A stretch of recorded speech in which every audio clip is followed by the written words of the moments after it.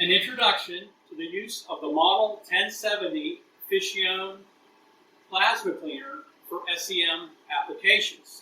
If you've been seeing a softening of your features in a scanned image on our Acrio SEM, chances are mobile hydrocarbons are collecting to the beam as it moves and giving you an artifact which is a loosely bound sheet of carbon which is obscuring your sample surface. To mitigate or remove that problem for your analysis, please clean all samples and sample stages for at least 5 minutes using the method I'm going to show here. The only cases where that would not be applicable is if your sample does contain carbon. Then you would want to repeat this procedure, but using 2 minutes or less for your plasma cleaning time. After you log on to the FOM system, you should find the plasma cleaner in this condition. What you want to do is just simply vent the chamber and put your SEM sample or stage through the top loading portion of the chamber, which is right now covered by this large cylindrical stainless steel piece sitting on a very large O-ring below it. An easy way to make sure that it's vented is just simply pull these Delrin plugs that are there to block the ports for TM holders. I'll just let them in there loosely. And now we're just simply going to hold this mechanism and pull up on the center knurled nut. Now we're open. We can put the cover out of the way, and what you can see is the extension of the TM ports left and right.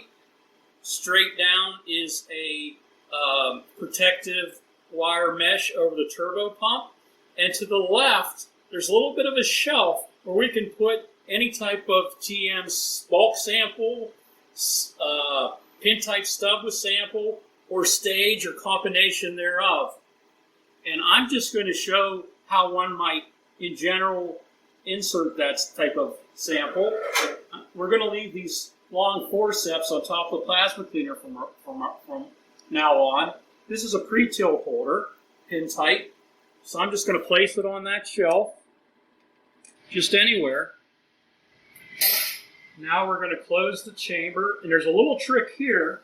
You can see on the side of the mechanism there's a key, and you have to push that in to allow it to draw. And with the glove, it's a little bit tricky. Now we're going to press the Delrin plugs back in. We're going to pump down the plasma cleaner.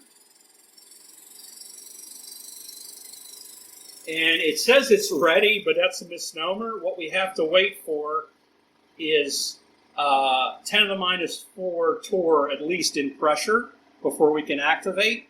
While we're waiting, though, for the demo, we could put in a time. Let's just put in 10 seconds. You can hear a gate valve has been activated. It now says lock under vacuum. We're going to go into the negative values of torr.